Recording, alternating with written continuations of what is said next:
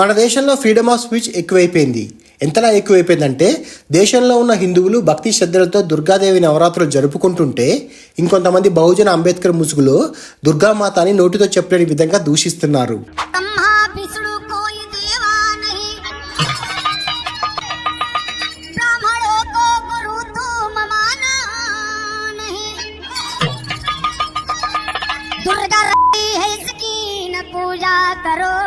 ఈమె పేరు సరోజ సర్గం.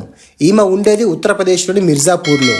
ఈమె ఈ వీడియోలో దుర్గామాతని తిడుతూ బ్రహ్మ విష్ణువులు దేవులు కాదని, బ్రాహ్మణులు గురువులుగా అంగీకరించబోమని, దుర్గాదేవిని పూజించవద్దని బహిరంగంగా అంటుంది.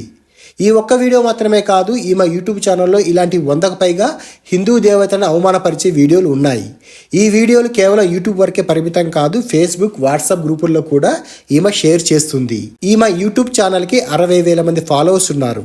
దాదాపు 30 నుంచి 40 వీడియోలు అప్లోడ్ చేసింది ఈమె గారు 2022లో BMP బహుజన్ ముక్తి పార్టీ నుండి ఉత్తరప్రదేశ్లో ఎమ్మెల్యేగా కూడా పోటీ చేసింది. ఇక్కడ జోక్ ఏంటంటే ఈమె కన్వర్టెడ్ క్రిస్టియన్. మళ్ళీ ఈమె పోటీ చేసింది నిజమైన హిందూ రిజర్వ్డ్ సీటు నుంచి. ఉత్తరప్రదేశ్ ప్రజలు అలాగే హిందూ సంఘాలు పెద్ద ఎత్తున ఆందోళనలు చేయడంతో ఇప్పుడు ఈమెను అరెస్ట్ చేశారు ఉత్తరప్రదేశ్ పోలీసులు. ఈమె ఫ్రీడమ్ ఆఫ్ స్పీచ్ వాడుకొని హిందూ దేవి దేవతలపై ఇష్టం వచ్చినట్టు మాట్లాడుతుంది. అదే వేరే మతాల దేవుళ్ళని ఇలాగే అవమానపరిస్తే ఇప్పటికల్లా ఏ ఫ్రిడ్జ్లోనో లేక సూట్ కేసులోనో శవమై తేలేది. హిందూ మతం మీద ద్వేషం పెంచుకున్న ఇలాంటి దళితులు మహిషాసురుడు ఒక తక్కువ కులం రాజని, అతను బ్రాహ్మణులకి శత్రువని, దుర్గాదేవి అతన్ని మోసం చేసి చంపిందని రకరకాలుగా వాళ్ళకి ఇష్టం వచ్చినట్టు కథలు అల్లుకుంటూ ఉంటారు.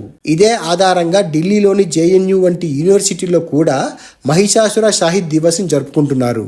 కానీ వాస్తవంగా హిందూ శాస్త్రాలు ఏం చెప్తున్నాయంటే మహిషాసురుడు ఒక క్రూరమైన రాజు. ఘోర తపస్సు చేసి చావు లేకుండా వరం పొందాడు. భూలోకంలో అలాగే స్వర్గలోకంలో కూడా ఎన్నో దుర్మార్గాలు చేశాడు. అప్పుడు బ్రహ్మ విష్ణు మహేశ్వరుల శక్తి నుంచి అమ్మవారు అవతరించి 9 రోజుల పాటు యుద్ధం చేసి చివరికి మహిషాసురుడిని వధించారు. అందుకోసమే మనం దుర్గా పూజ మరియు దసరా జరుపుకుంటాం.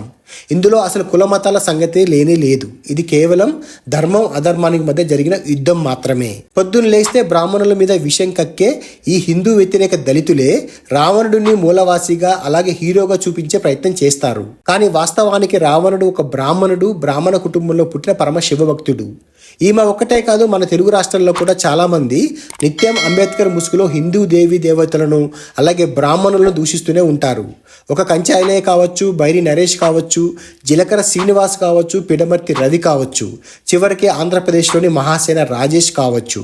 ఇలా చెప్పుకుంటూ పోతే చాలామంది ఉన్నారు.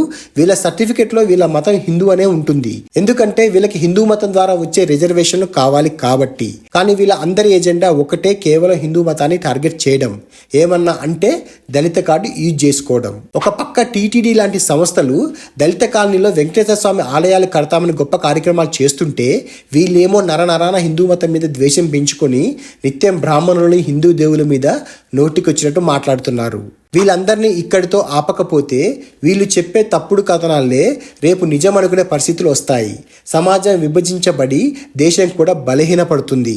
సోషల్ మీడియా వచ్చిన కానుంచి ఈ విష సంస్కృతి బాగా పెరిగిపోయింది. అందుకే తక్షణ కఠిన చర్యలు అవసరం. లేని పక్షంలో ఇది భారతీయ సంస్కృతిని నాశనం చేసే దిశగా తీసుకెళ్తుంది. ఇది అసలు ఫ్రీడమ్ ఆఫ్ స్పీచే కాదు, ఇది కేవలం హిందూ మతం మీద విష ప్రచారం చేయడం మాత్రమే. ఈ వీడియో కనుక నచ్చినట్లయితే లైక్ చేసి, షేర్ చేసి, సబ్స్క్రైబ్ అవ్వండి. Thanks for watching.